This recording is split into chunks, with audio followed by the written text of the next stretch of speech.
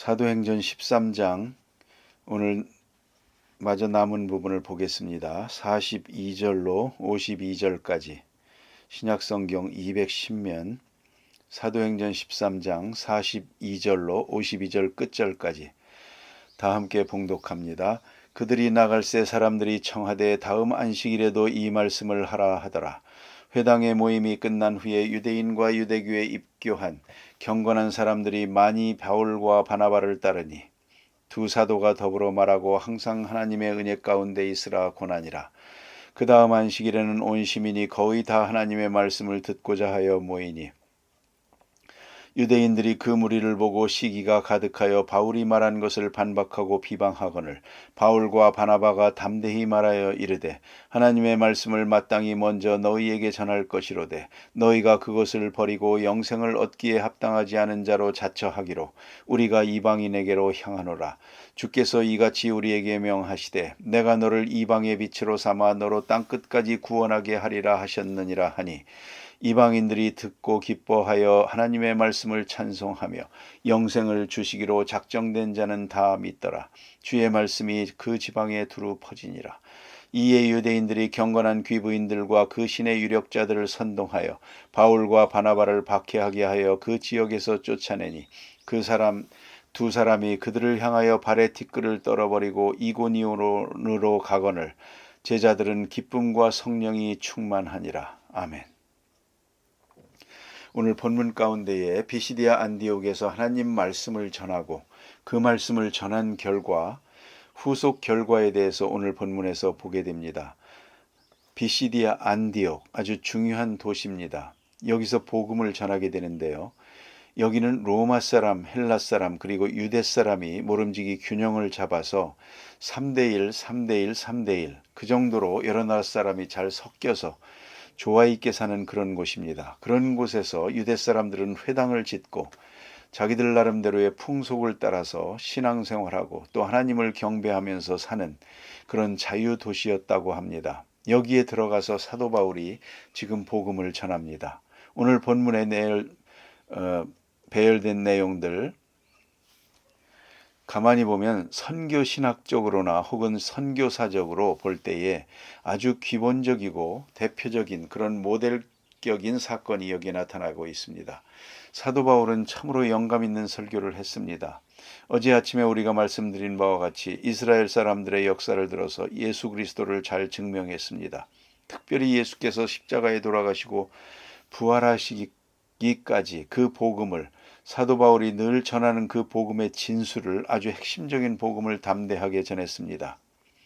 그 효과는 아주 좋았습니다. 그래 오늘 본문에 보니 뭐라고 합니까? 다음 안식일에도 또 와서 말씀해 주세요. 이건 좋은 말이죠. 들은 말씀이지만 또 듣고 싶습니다. 당신들을 또 만나고 싶습니다. 이게 제일 좋은 반응 아니겠습니까? 왜냐하면 한 시간에 다 알아들을 수는 없지 않습니까? 그러니까 다음 시간에 또 왔으면 좋겠습니다. 또 와서 듣고 싶습니다 하는 좋은 반응을 들었고요. 또 그리고 많은 사람들이 쫓더라. 그런데 오늘 눈여겨봐야 합니다. 유대인과 유대교에 입교한 경건한 사람, 유대교에 입교했다는 말은 이방인입니다. 유대인이 아닙니다. 유대인이 아닌 사람이 유대교에 입교한 것입니다. 유대인이 된 것이죠. 이런 사람들이 아주 중요한 선교적 의미가 있습니다. 이 사람들이 또한 예수를 많이 믿게 되었습니다. 또 그 다음 말씀 들어보면 너무나도 은혜가 됩니다.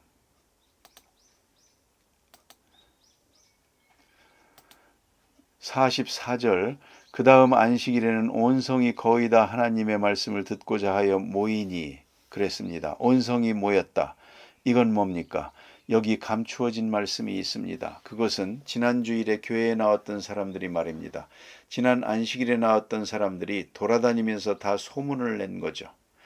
이게 바로 전도입니다. 전도란 소문내는 겁니다. 소문내는 것.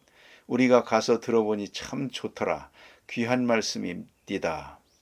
그런 거로 다 와서 들어보세요. 그만 온 성이 다 나오게 됐습니다. 전도 운동이 아주 효과적으로 이루어진 것이죠.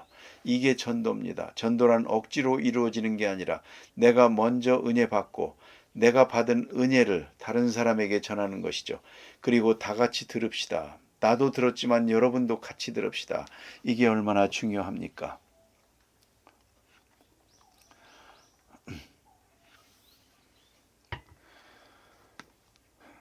그런 얘기를 많이 듣습니다. 소망지 있죠. 또 설교 테이프 있죠. 이걸 사다가 아는 사람들에게 주어서 그 테이프를 듣고 예수를 믿는 사람들 많고요.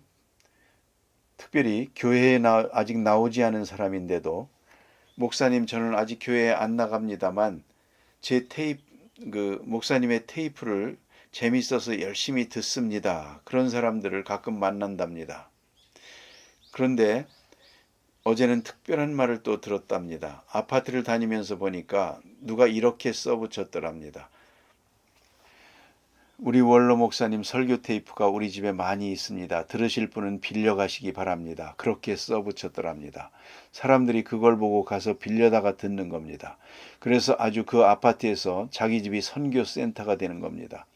전도지하고 테이프를 준비해 놓고 그저 사람들이 와서 빌려다가 듣고 또 다른 사람에게 전해서 또 듣고 이렇게 하는 거죠. 다시 말하면 전도에서 제일 중요한 것은 전도하라. 뭐 억지로 데려오세요. 불러오세요.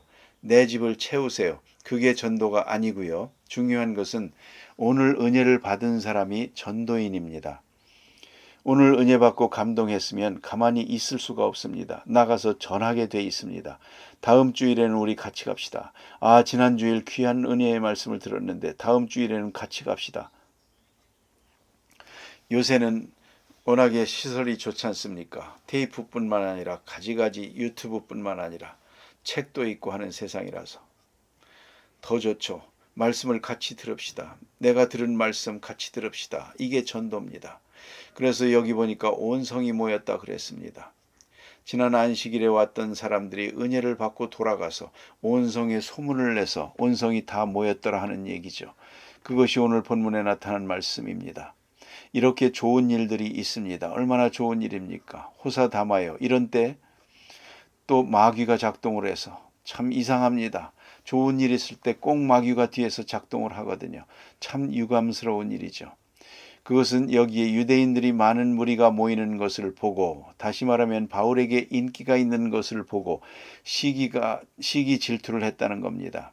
참 이 시기가 문제입니다. 여러분, 우리 생활 속에 심리학적으로 잘 분석해서 우리 마음속에 시기 질투 그것만 싹 빠지면요. 아마 모르긴 하겠지만 20년은 더 살 것입니다. 건강하게 살고 장수할 겁니다.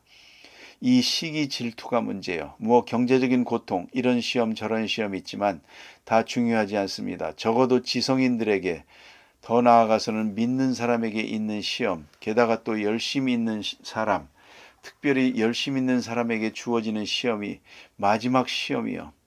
시험입니다. 시기입니다. 시기 질투, 다른 사람 잘 되는 걸 못 보는 겁니다.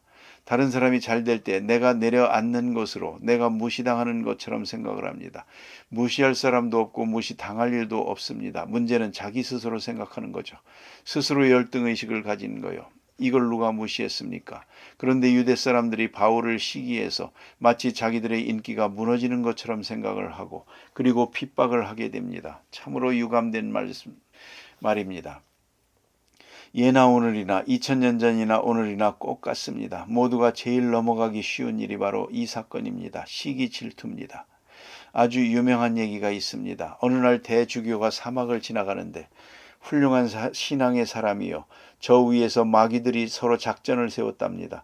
저 수도사를 시험에 빠뜨리는 자가 누군가. 그래서 해보자. 한 사람이 가서 돈을 가지고 시험하고 권력을 가지고 시험하고 뭐 예쁜 여자가 돼서 시험하고 여러 가지로 시험을 했는데 어림도 없더랍니다. 거들떠보지도 않고 여전히 자기 길을 가는 겁니다. 그때 마귀의 계수 사탄이 다들 물러가라. 내가 할 테니까 잘 봐라. 그리고 가까이 갔습니다. 그리고 귀에다 대고 뭐라고 했더니 대주교의 얼굴이 확 변하더랍니다. 그래서 작은 마귀들이 도대체 뭐라고 말했습니까? 그러니까 주교님의 동생이 알렉산드리아에서 나라에서 대주교가 됐답니다. 그랬답니다. 그러니까 얼굴이 확 변하더랍니다. 동생이 잘 됐다는 말을 들을 때에 그만 시험에 빠졌습니다. 이걸 잊지 말아야 됩니다. 자세히 살펴보세요. 내가 받는 모든 시험의 뿌리는 시기에 있습니다. 이건 원죄적인 것이에요. 시기 질투. 시기 질투 때문이라는 걸 잊지 말아야 됩니다. 그래서 이런 시험을 당하게 되는데요. 바나바와 바울은 시험을 당하면서 핍박을 당하면서 오히려 더 담대하여졌더라 그랬습니다. 그 다음에 오늘 본문에서 깨달아야 될 중요한 말씀입니다. 이 시기 질투 또 핍박이 가지는 선교적 의미를 그는 완전히 파악한 것입니다. 왜 이런 핍박이 있나? 물론 그 뿌리는 나쁩니다. 근원도 나쁩니다. 하지만 결과는 좋습니다. 왜요? 유대 사람들이 이렇게 핍박함으로 사도 바울이 이방 사람에게로 가게 되니까요. 이게 참 중요하지 않습니까? 유대 사람들이 끝까지 환영했다면 모름지기 사도 바울이 이방 사람에게로 못 갔을는지도 모릅니다. 그런데 핍박이 있으니까 이방 사람에게로 갑니다. 유대 사람 속에서 핍박이 있으니까 바울은 말합니다. 아, 하나님의 뜻이구나. 그리고 이방 사람에게로 갑니다. 이것이 오늘 본문의 내용이요. 어려운 역경이 있을 때 그것이 가지는 초월적 하나님의 경륜을 파악할 수 있어야 됩니다. 여러분, 일이 안 될 때 일이 안 됨으로 끝나는 게 아닙니다. 안 됨으로 또 다른 일이 잘 되는 겁니다. 그걸 알아야 됩니다. 이건 꼭 깨달아야 합니다. 경제적으로 지금 어렵습니다. 점점 더 어렵다고 합니다. 더 어려워진다고 합니다. 그건 어려운 건 어려운 겁니다. 그 자체로. 그러나 선교적 차원에서 보면 아주 중요한 의미가 있는 것이죠. 일이 잘 되고 그리고 성공하고 번영하고 자유로워 보십시오. 하나님의 사역에는 막대한 지장이 있습니다. 그걸 잊지 말아야 합니다. 위기의식이라는 것이 선교적으로는 절대적으로 필요한 것입니다. 이 세상에 대한 부정적 시각이라는 것이 신앙적으로 긍정할 수 있는 계기가 된다는 거죠. 그것을 잊지 말아야 됩니다. 그래서 우리가 당하는 역경, 환난, 고통 혹은 핍박, 그건 잘못된 것이죠. 하지만 이것을 통해서 하나님은 더 크고 위대한 역사를 이루신다 하는 것을 잊지 말아야 합니다. 하나님께서는 한 문을 닫을 때에 또 다른 문을 열어주십니다. 한 가지를 불가능하게 될 때에 하나님께서는 10가지의 가능한 길을 보여주십니다. 그걸 잊지 말아야 합니다. 그런 거로 세상적으로 볼 때는 핍박과 환난과 고통과 역경 아주 괴로운 것이죠. 그러나 하나님의 사역은 절대로 무너지지 않습니다. 이것이 오히려 더 큰 계기가 된다는 걸 잊지 말아야 됩니다. 유명한 빅터 프랭클이라고요. 히틀러 박해 때에 살아남은 심리학자가 있죠. 그의 책 가운데에 이런 말을 읽을 수가 있습니다. 고통 속에서 포기한 사람에게는 고난은 그에게 주어지는 저주가 되겠지만 그가 당하는 고난 속에서 그 고난의 의미를 깊이 깨닫는 사람에게는 놀라운 축복이 되는 것이다. 우리가 당하는 핍박이나 고난은 여기서 그냥 쓰러지면 그 고난은 저주가 될 겁니다. 그러나 엄청난 말도 안 되는 부조리한 고난을 당하더라도 그 의미를 잘 헤아립니다. 하나님 앞에서 깨닫습니다. 그러면 이것이 내게 주는 축복, 이 시련이 축복이 될 것이고 선교적으로는 큰 성공을 이룰 수 있는 계기가 된다 하는 말씀입니다. 오늘 본문의 두 말씀을 깊이 생각해야 됩니다. 48절에 보면 영생을 주시기로 작정된 자는 다 믿더라. 영생을 주시기로 작정된 자는 다 믿더라. 아주 귀한 말씀이죠. 작정된 자는 믿더라. 여기서 좀 비약을 해서 생각하면 칼빈의 예정론이 나오는 겁니다. 작정된 자는 하나님의 백성은 믿고 안 믿을 사람은 안 믿습니다. 그걸 잊지 말아야 됩니다. 똑같은 장소에서 똑같은 사람들을 놓고 설교하지만 믿는 사람이 있고 믿지 않는 사람이 있습니다. 아, 은혜 받아서 감격하는 사람이 있는가 하면 끝까지 마음을 닫고 은혜 받지 못하는 사람이 있습니다. 어떡하겠습니까? 작정된 자는 구원을 받고 작정 안 된 자는 구원을 못 받더라 그 말입니다. 하나님의 택하신 자는 은혜를 받고 택함받지 못한 자는 은혜를 못 받는다는 말입니다. 다른 사람 아닌 예수님께서 역사할 때도 끝에 가서 이 말씀을 하십니다. 아버지께서 내게 주신 자는 다 내게로 올 것이요. 아버지께서 내게 주신 자는 내게로 올 것이요. 예수님의 말씀이 능력이 있죠. 권세가 있죠. 이적을 행했죠. 죽은 사람을 살리죠. 그 희한한 능력의 사람이 귀한 말씀을 하고 계시는데도 믿을 사람은 믿고 안 믿을 사람은 안 믿었습니다. 아버지께서 내게 주시는 자는 내게로 올 것이요. 그리고 바리새교인과 서기관과 제사장과 이런 사람들은 끝까지 안 믿었습니다. 예수를 십자가에 못 박게 됩니다. 놀라운 얘기가 아닙니까? 이건 선교하는 사람에게 또 설교하는 사람에게 하나님의 일하는 사람들이 늘 느끼는 겁니다. 늘 경험하는 것이죠. 아무리 잘해도 안 믿을 사람은 안 믿습니다. 또 그렇게 우리가 크게 열심은 못해도 구원받을 사람은 구원받습니다. 은혜 받는다 그 말입니다. 그래서 여기 사도 바울은 이렇게 말하고 있습니다. 작정된 자는 다 믿더라. 작정된 자는 다 믿더라. 이 얼마나 중요한 얘기입니까? 그러니까 하나님의 예정된 사람은 은혜를 받고 작정되지 못한 사람, 택함받지 못한 사람은 남들은 다 은혜 받는 그 자리에서도 자기만은 은혜를 받지 못합니다. 이건 참으로 유감된 일입니다.